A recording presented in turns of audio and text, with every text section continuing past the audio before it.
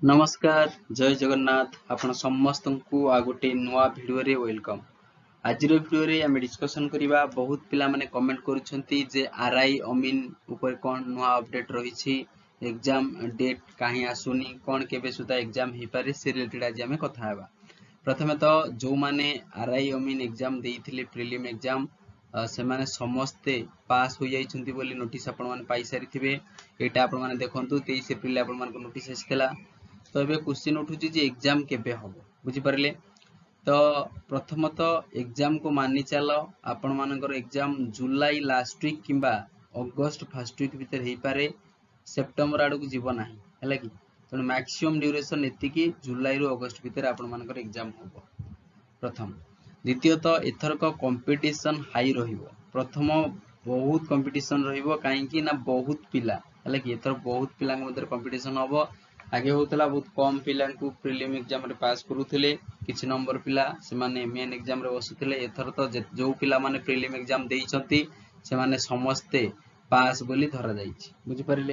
केवल main exam रहिछि, तापरे मेन एग्जाम रे जेते भलो स्कोर करिवे, जेते बहुत स्कोर आपण करिवे सेते स्कोर सेफ रहिबे आपण माने बुझि परिले। तो अप्रोच कोन केमिति रहिबो आपण पाखरे पाखापकी 2 मंथ भलिया समय रहिछि। प्रथम तो देखंतु आपण ट्राई करंतु आपण मानकर जो सिलेबस रहिछि सिलेबस को कंप्लीटली कवर करिया पई जदि पारुछंती 2 रि 3 थरो कोन रिपीट करि नियंतु, कवर करि नियंतु। तापर रहिला जे प्रीवियस ईयर क्वेश्चन को उठांतु जे सर प्रीवियस ईयर क्वेश्चन कोटु आनिबे। आपण मानकर ऑलरेडी एग्जाम होईछि जे प्रीवियस ईयर एग्जाम जतो सुआरआई अमिनी फॉरेस्ट गार्ड हला कि एसएफएस से एग्जाम रो क्वेश्चन गुरा उठांतु और तो प्रैक्टिस करिया को स्टार्ट करंतु।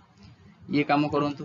जदि ये काम करि सला परे आपण मान समय बळुची ओ ट्रिपल एससी एवं ओ डबल एससी रो जत्ते सब एग्जाम हेछि से एग्जाम जहु जहार पैटर्न प्रीलिम एवं मेन रहिछि बुझि परले। दिटा प्रकार एग्जाम रहिछि तो तार क्वेश्चन उठांतु, प्रैक्टिस करिबो लागि जांतु बुझि परले।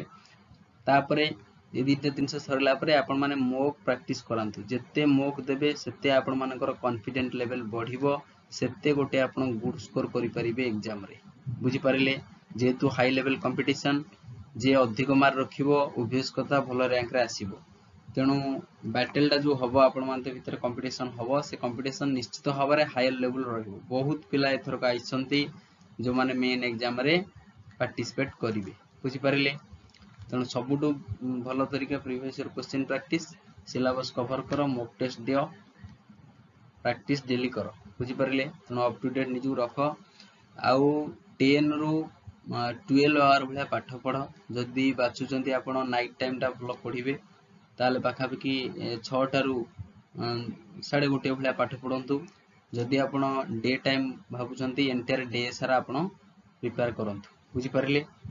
आ प्रैक्टिस करो, वीकली टेस्ट दियो बुझि पारिले, ताले निश्चित भाବରେ आपण सक्सेस पाइबे।